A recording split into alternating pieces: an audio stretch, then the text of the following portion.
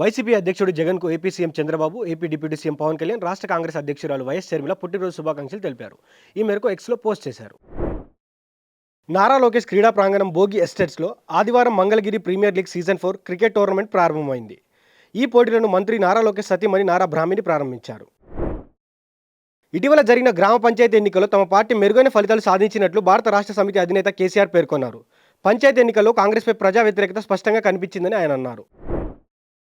తెలంగాణలో స్వయంగా ప్రకటించిన 6 గ్యారంటీలు, మేనిఫెస్టో అమలు గురించి ఏనాడైనా తెలుసుకునేందుకు ప్రయత్నించారా అని కాంగ్రెస్ అగ్రనాయకురాలు సోనియా గాంధీని కేంద్ర మంత్రి కిషన్ రెడ్డి ప్రశ్నించారు. ఢిల్లీలోని బంగ్లాదేశ్ హైకమిషన్ వెలుపల జరిగిన నిరసనలో ఎటువంటి భద్రతా లోపం తలెత్తలేదని భారత విదేశాంగ శాఖ ఎంఈఏ ప్రకటించింది. టికెట్ ధరలను పెంచుతూ భారత రైల్వే శాఖ ప్రకటన చేసింది. ఇవి డిసెంబర్ 26 నుంచి అమల్లోకి రానున్నాయి. పెరుగుతున్న ఖర్చులను బ్యాలెన్స్ చేస్తూనే ఎక్కువ మంది ప్రయాణికులకు రైల్వే సేవలను చేరువ చేయాలనే లక్ష్యంలో భాగంగా ఈ చర్యలు తీసుకున్నట్లు అధికారులు తెలిపారు. ఉత్తర భారతం చలికి వణుకుతుంది. జమ్మూ కాశ్మీర్, హిమాచల్ ప్రదేశ్లలో తాజా హిమపాతం మొదలైంది. ఎత్తైన భూభాగాల్లో హిమపాతం పెరిగి లోయలోని పలు ప్రాంతాల కనిష్ట ఉష్ణోగ్రతలు ఘనీభవన స్థానం కంటే దిగువకు పడిపోయాయి. దక్షిణాఫ్రికాలో ఓ సాయుధుడు జరిపిన కాల్పులో 9 మంది ప్రాణాలు కోల్పోయారు. మరో 10 మంది తీవ్రంగా గాయపడ్డారు. ఆదివారం జోనస్బర్గ్ శివార్లోని బేకర్స్ డాల్ టౌన్షిప్లో ఈ దారుణం చోటు చేసుకుంది.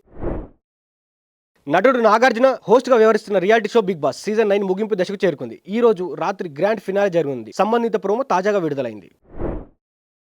Under-19 Asia cup one day tournament ఫైనల్లో భారత్, పాకిస్తాన్ తలపడుతున్నాయి. టాస్ ఓడి బ్యాటింగ్ దిగిన పాక్ భారీ స్కోర్ సాధించింది. Please subscribe to the channel and download the Politicos app from the links in the description.